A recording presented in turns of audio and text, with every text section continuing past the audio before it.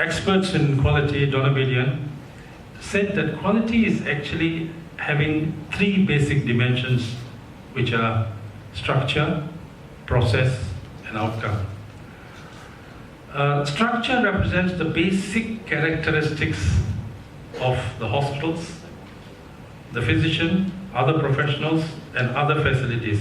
It describes whether they are well-educated health professionals, appropriate health facilities, hospitals, nursing homes, clinicians, etc. in the right place.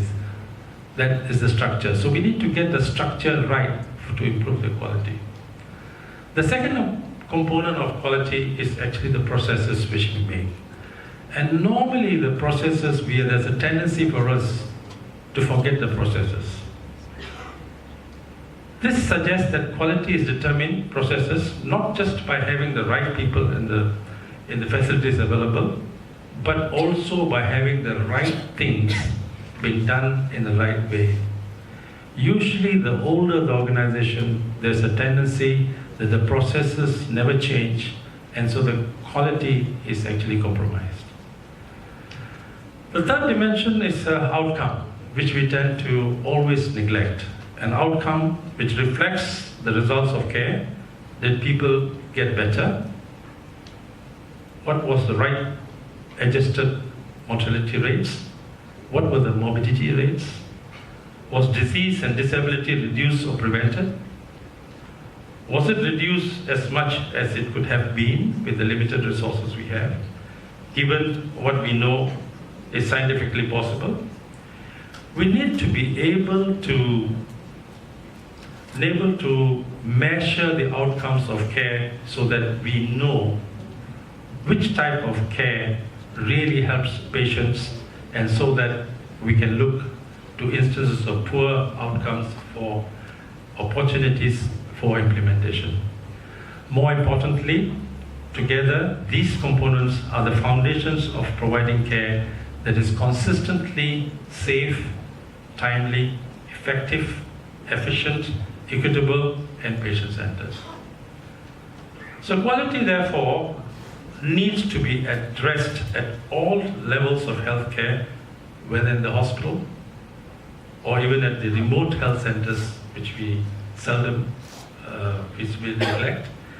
We need to make sure that we deliver the best possible care for the lowest possible cost, which means we need to be more cost efficient. And normally we don't think about cost efficient and cost effectiveness. To be able to do this, we need to collect data and do simple health systems research to see whether we are actually getting the best for the resources we have put in. Seldom this is done in most of the countries. It is always neglected in terms of working out the cost effectiveness and cost efficient. So have we introduced the simplest quality measure in the healthcare system? And we also tend to neglect this area of quality. So there are many approaches to quality. One way is to review the structure, process, and outcomes, as I mentioned before. Can we improve the structure, process, and outcome to improve the services provided? The important thing is to review all health programs from time to time, which we have introduced and forgotten. By reviewing, updating programs, it will improve quality. So we need to be conscious of the quality all the time. We need to identify simple health indicators or measurement techniques in all the programs which are measurable and easy to collect at all sectors of the healthcare system.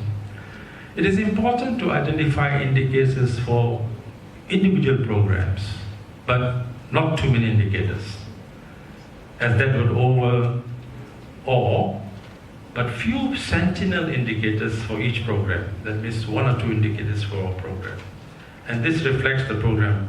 Once the sentinel indicators are identified, we need to collect the data for each of these indicators regularly, 6 monthly, 3 monthly, whatever, and then the services provided below are the targets set for each indicator.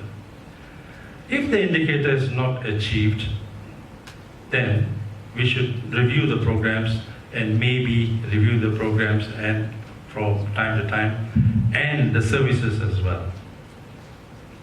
Ladies and gentlemen, we also need to improve healthcare outcomes, which we again don't really follow up. When I say healthcare outcomes, I'm talking about mortality rates and morbidity rates, infant mortality, maternal mortality, any disease-specific mortalities. By encouraging providers and consumers and patients to evidence-based transformations and information to make informed treatment decisions, evidence-based decisions.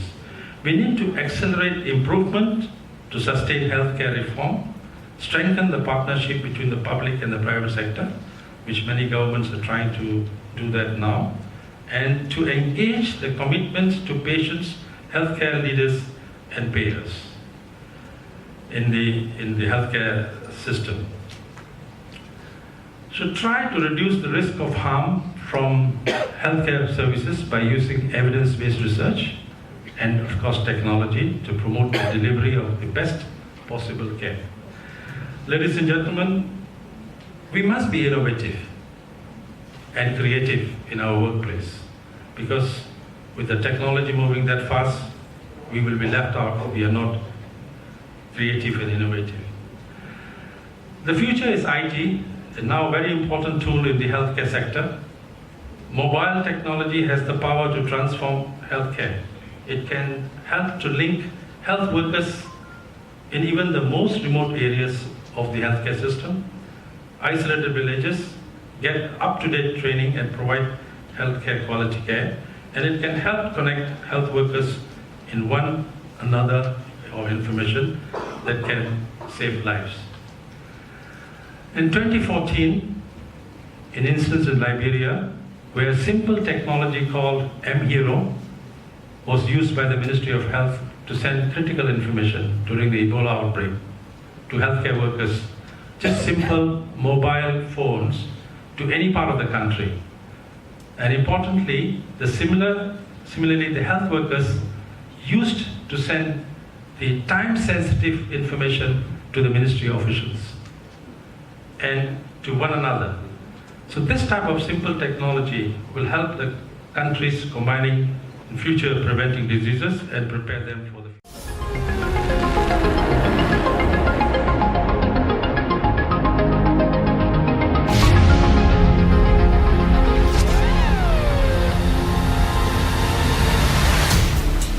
TIIKM, the International Institute of Knowledge Management.